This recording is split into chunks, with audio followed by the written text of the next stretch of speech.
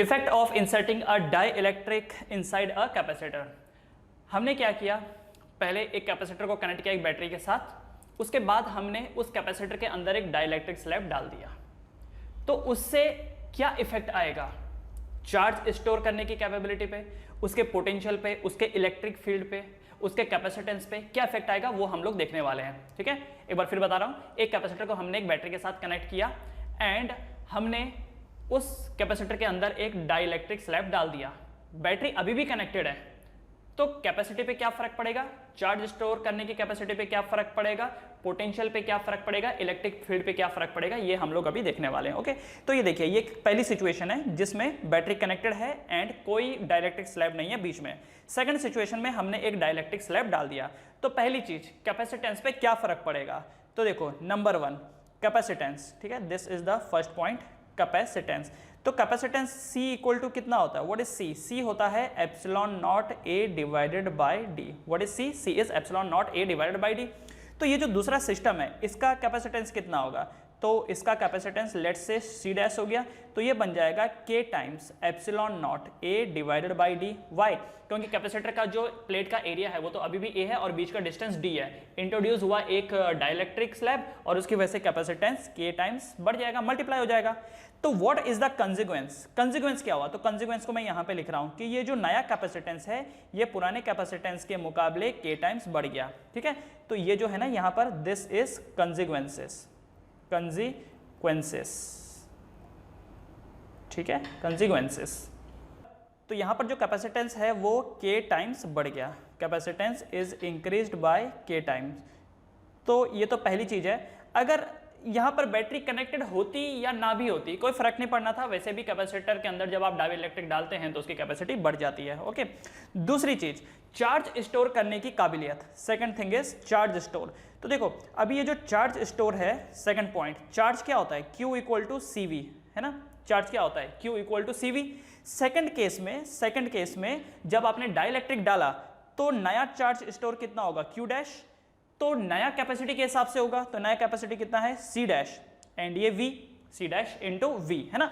तो देखो अब ये जो C डैश है, C डैश की वैल्यू क्या मैं KC लिख सकता हूं, है ना, ये देख रहे हो, क्या मैं इस C डैश को KC लिख सकता हूं और V को मैं V लिख सकता हूं। एंड आप एक चीज नोटिस करो कि ये वाला जो पार्ट है ये CV, इस CV की जगह पर ये बन जाएगा Q dash equal to K times पुराना वाला Q, K टाइम्स पुराना वाला Q, है ना, यही बन जाएगा। ओके, तो इससे ये कंसिक्वेंस मिला कि जो नया चार्ज स्टोर करने की काबिलियत है वो पुराने के मुकाबले K टाइम्स बढ़ जाएगा, K टाइम्स बढ़ जाएगा। अरे आप एक चीज समझो कि एक बर्तन है, 5 लीटर का बर्तन है, ठीक है ना, किसी ने उस बर्तन को कुछ तो भी किया कि वो बर्तन अब चौड़ा हो गया, वो बर्तन अब चौड़ा हो गया, तो क्या अब वो ज्यादा पानी स्टोर कर पाएगा? पहले कैपेसिटी कम थी, अब कैपेसिटी ज्यादा है, तो क्या वो ज्यादा स्टोर कर पाएगा? यस, सीधी सी बात है ना।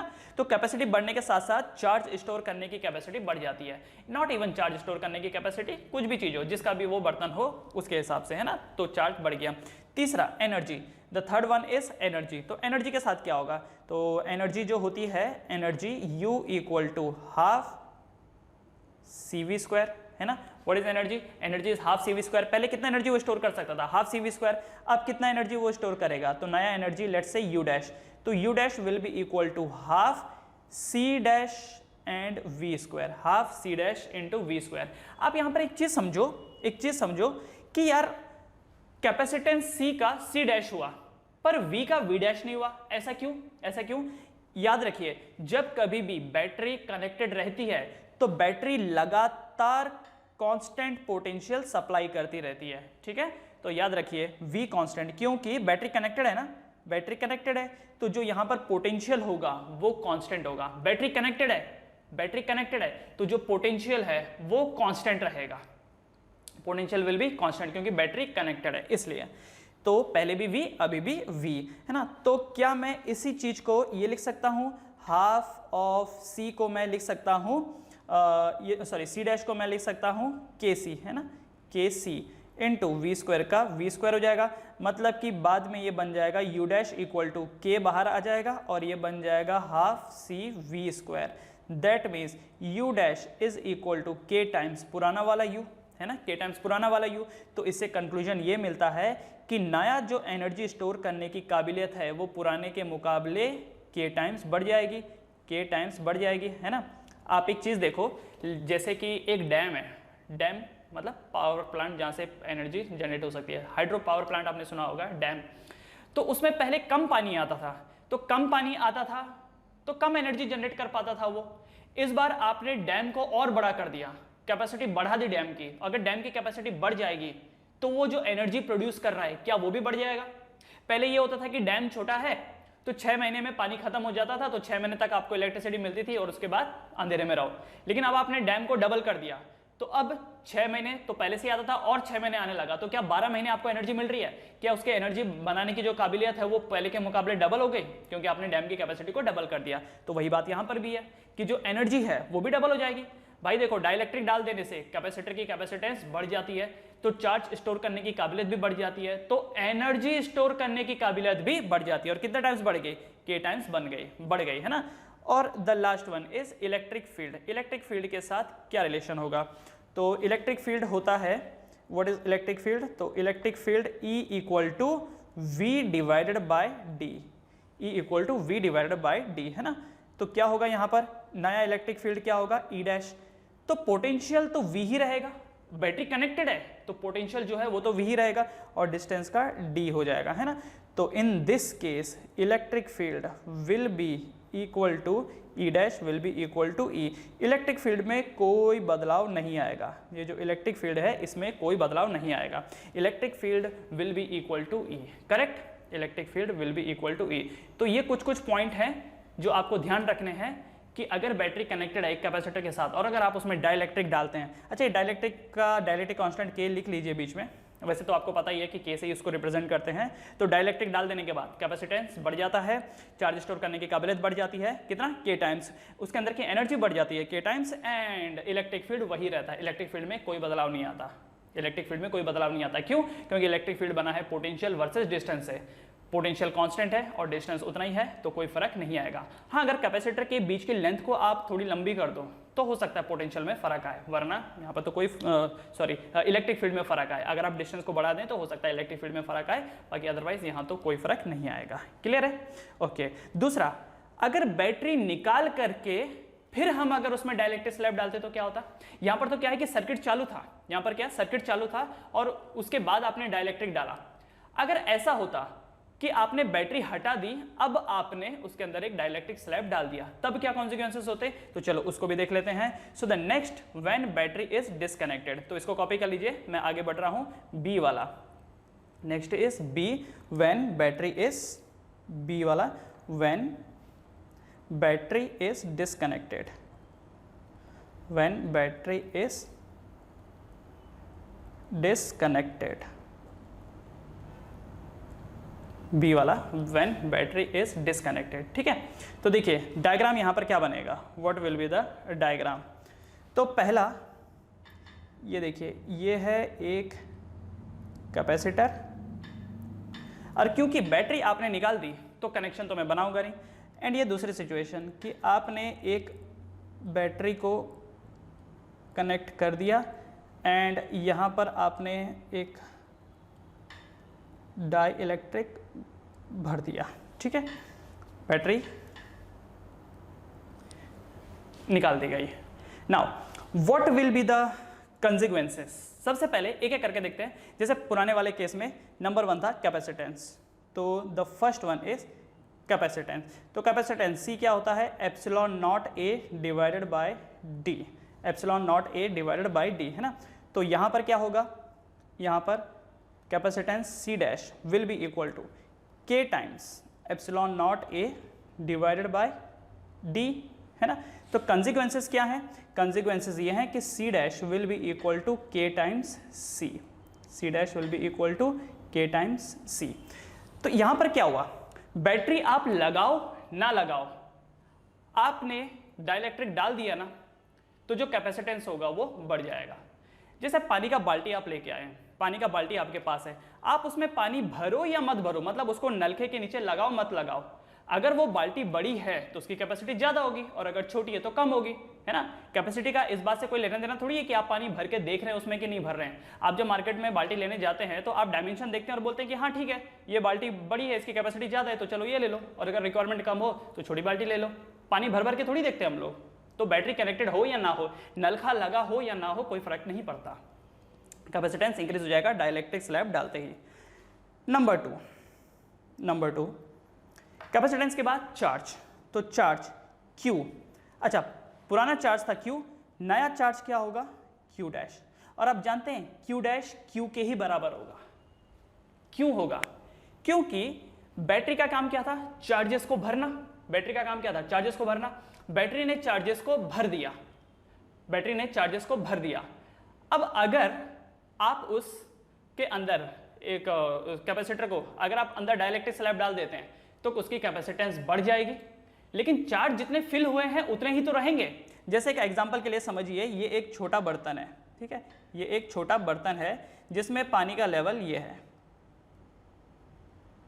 जिसमें पानी का लेवल ये है, ठीक है ना। अच्छा, अब क्या किया कि आपने इस पानी के इस बर्तन के पानी को आपने इसमें ट्रांसफर कर दिया, इस बड़े बर्तन में, इसकी कैपेसिटी ज़्यादा है। तो अब आप नोटिस करेंगे कि ये जो पानी का लेवल है ये गिर जाएगा, है ना, जो पानी का लेवल है वो गिर जाएगा। तो मान लो कि दिस वाज 10 लीटर्स, ये 10 लीटर था, तो 10 लीटर में ये हाइट थी। अब पानी तो वही है सेम, तो यहाँ पर हाइट गिर गई, राइट, क्योंकि नलका तो कनेक्टेड नहीं है ना। अगर नलका कनेक्टेड होता तो उसने पहले वाले को भर देना था, जो कि भरा ही है, 10 लीटर भरा हुआ है। दूसरे वाले की कैपेसिटी आप देखो तो कैपेसिटी 30 लीटर की है, लेट्स से की कैपेसिटी 30 लीटर की है, पर नलका तो बंद हो गया ना, नलका बंद हो गया। अब उसके पानी को तुम दूसरे बर्तन में ट्रांसफर करो या तीसरे बर्तन में, किसी भी बर्तन में ट्रांसफर करो, पानी तो उतना ही रहेगा। इसीलिए बैटरी अगर डिसकनेक्टेड है तो जो चार्जेस होंगे वो कांस्टेंट रहेंगे। आप चाहो तो यहाँ पर ऊपर लिख सकते हो कि जब जब बैटरी डिसकनेक्ट रहती है तो Q इज कांस्टेंट। यहाँ पर भी Q कांस्टेंट और यहाँ पर भी जो Q होगा वो कांस्टेंट रहेगा, क्योंकि जितनी बैटरी दे चुकी है वो दे चुकी है, अब और नहीं देगी। तो कंसिक्वेंसेस यहाँ पर क्या है कि Q dash is equal to Q, Q dash is equal to Q, ठीक है। तीसरा पॉइंट कैपेसिटेंस हो गया, चार्ज हो गया। अच्छा, Q क्या होता है, what is Q? Q is equal to CV। तो मतलब पहले वाले का Q जो है वो CV है, तो दूसरे वाले का जो Q होगा वो भी CV ही होगा, बट इसका होगा C डैश V डैश, क्योंकि अब कैपेसिटेंस C डैश हो गया है एंड पोटेंशियल जो होगा वो V डैश होगा। हाँ, यहां पर पोटेंशियल बदल जाएगा। पिछले वाले केस में पोटेंशियल नहीं बदलेगा, क्योंकि पिछले वाले में बैटरी कनेक्टेड थी तो बैटरी बार बार पोटेंशियल को बढ़ा दे रही थी। अगर आप डाइलेक्ट्रिक डाल देते हो पोटेंशियल घट जाता है, लेकिन बैटरी लगी हुई है तो बैटरी बोलती ना घटना नहीं चाहिए, चलो बढ़ाओ इसको, बढ़ाओ, ठीक है। तो देखो यहां पर कैपेसिटेंस नया C डैश होगा एंड ये V डैश, क्योंकि दोनों साइड में Q and Q dash same है। इसी वजह से मैं ये बोल सकता हूं कि ये जो C डैश V डैश है ये CV के बराबर होगा, है ना, क्योंकि Q is equal to Q dash. ये देखो Q is equal to Q dash, इसका मतलब C dash V dash will be equal to CV, C dash V dash will be equal to CV। अच्छा, अब ये देखो क्या मैं C डैश को KC लिख सकता हूं, KC लिख सकता हूं, V डैश को मैं V डैश ही रहने देता हूं, और ये जो C है ये CV हो गया। जो कट सकता है उसको कट करेंगे, C से C कैंसिल हो गया। इसका मतलब V dash is equal to V by K, V dash is equal to V by K, V dash is equal to V by K। समझ में आया? तो यहां से जो कंक्लूजन मिला वो मिला कि V डैश नया पोटेंशियल पुराने पोटेंशियल के मुकाबले K टाइम्स कम हो जाएगा, नया पोटेंशियल पुराने पोटेंशियल के मुकाबले K टाइम्स कम हो जाएगा, ठीक है। क्यों ये कम होगा? ये देखो ये सामने दिखाया हुआ है, ये ड्रम 1 है, ये ड्रम 2 है।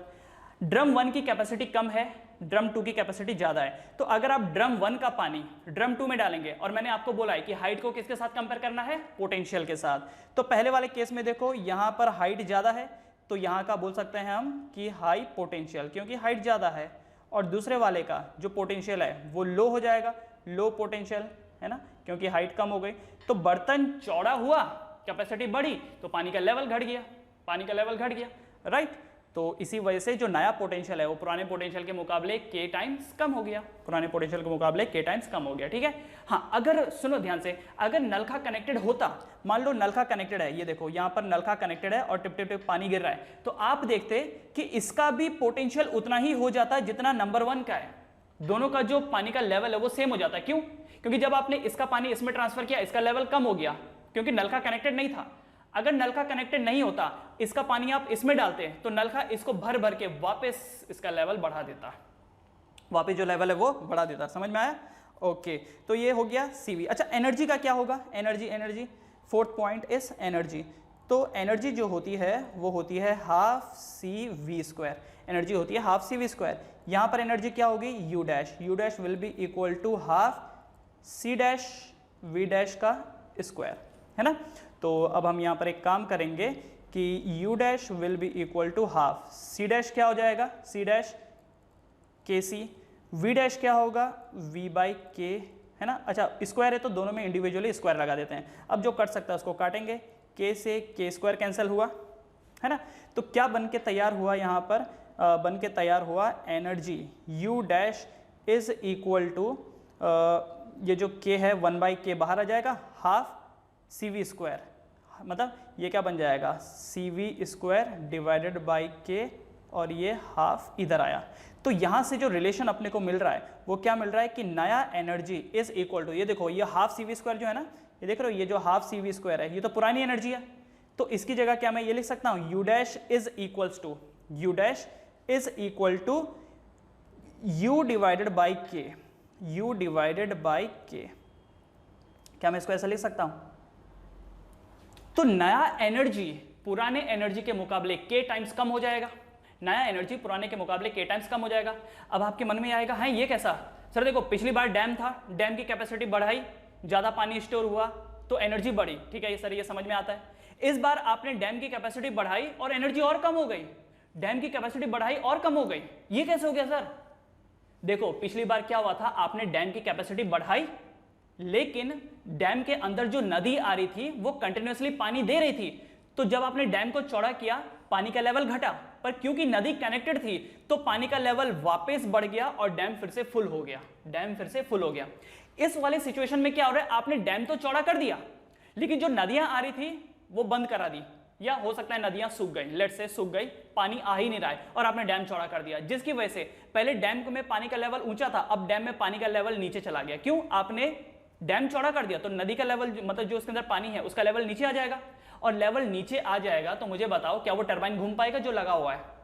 क्योंकि जब पानी हाइट से गिरता है तो जाकर के एनर्जी डेवलप होती है। अब जो लेवल है पानी का वो तो नीचे गिर गया, तो कहां से डेवलप होगा?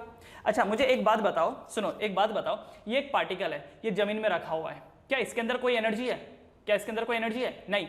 लेकिन अगर मैं इसको ऊपर लेके जाऊं, क्या अब इसके अंदर एनर्जी आ गई? यस। कौन सी एनर्जी? Potential energy.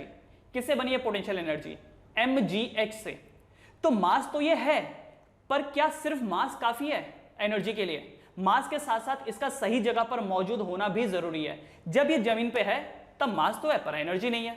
तो जब हमने इसको उठा करके यहां पर लेके गए तो यहां पर इसके पास पोटेंशियल एनर्जी आ गई, क्योंकि अब इसके पास हाइट आ गई। तो याद रखो कि सिर्फ चार्जेस का होना काफी नहीं है, सिर्फ पानी का होना काफी नहीं है, हाइट पे रहेगा, हाई पोटेंशियल पे रहेगा, तभी एनर्जी को डेवलप कर पाएगा। समझ रहे हो? समंदर जो है, क्या समंदर में कोई टरबाइन लगाता है? क्या लगाता है? समुद्र में तो कितना पानी है, कोई लगाता है उसमें टरबाइन? नहीं, क्योंकि समुद्र का पानी जो है वो फ्लो क्यों नहीं करता? क्योंकि पोटेंशियल का डिफरेंस नहीं है, इस वजह से वहां पे टरबाइन लगा के कोई मतलब ही नहीं है, नो मीनिंग। समझ में आ रहा है? गहराई पे है वो, लेकिन टरबाइन लगता है नदियों में, क्योंकि नदियां ऊपर से नीचे को आ रही होती हैं, वो हाई अल्टीट्यूड पे होती हैं, ऊपर से नीचे आ रही होती है, तो रास्ते में लगाओगे तो जाके आपको फायदा पहुंचेगा। यहां पर भी वही सीन है, ड्रम चौड़ा कर दिया, पानी का लेवल घट गया तो पानी तो उतना ही है, लेकिन अब वो नीचे आ गया, उसका पोटेंशियल कम हो गया, पोटेंशियल मतलब टैलेंट कम हो गया, अब वो पानी आपके किसी काम का नहीं है, एनर्जी डेवलप करा के नहीं देगा, इस वजह से यहां पर एनर्जी घट गई है। ठीक है ना?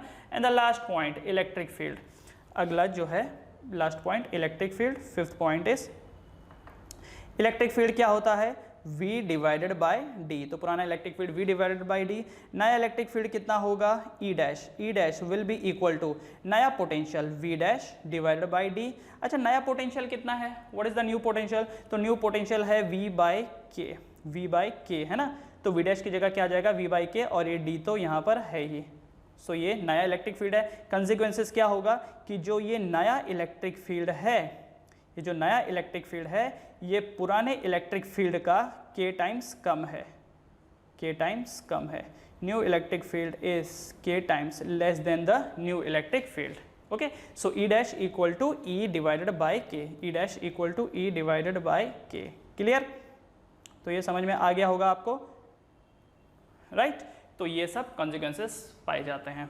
तो देखो कैपेसिटेंस का क्या हुआ, कैपेसिटेंस बढ़ा, चार्ज सेम है, पोटेंशियल गिर गया, एनर्जी भी गिर गई एंड इलेक्ट्रिक फील्ड जो है वो भी कम हो गया। कब? जब आप एक कैपेसिटर के अंदर डाइलेक्ट्रिक स्लैब डालें बट बैटरी के साथ कनेक्ट ना करें। So this was the end of the topic. Knowledge होना अलग है एंड एग्जामिनेशन के लिए प्रिपेयर करना अलग। तो अगर आप किसी भी टॉपिक की और डिटेल जानकारी चाहते हैं या फिर एग्जामिनेशन पॉइंट ऑफ व्यू से प्रिपेयर करना चाहते हैं फॉर बोर्ड एंड एंट्रेंस, तो डाउनलोड कीजिए पुरशोरा class app from the play store या फिर उसका लिंक डिस्क्रिप्शन बॉक्स में दिया है। यहाँ पे आपको ढेर सारे conceptual questions, numerical questions and previous year में आए क्वेश्चंस के वीडियो सॉल्यूशन मिलेंगे, वो भी बहुत ही नॉमिनल प्राइस में। And finally please like, share and subscribe the channel for more new notification.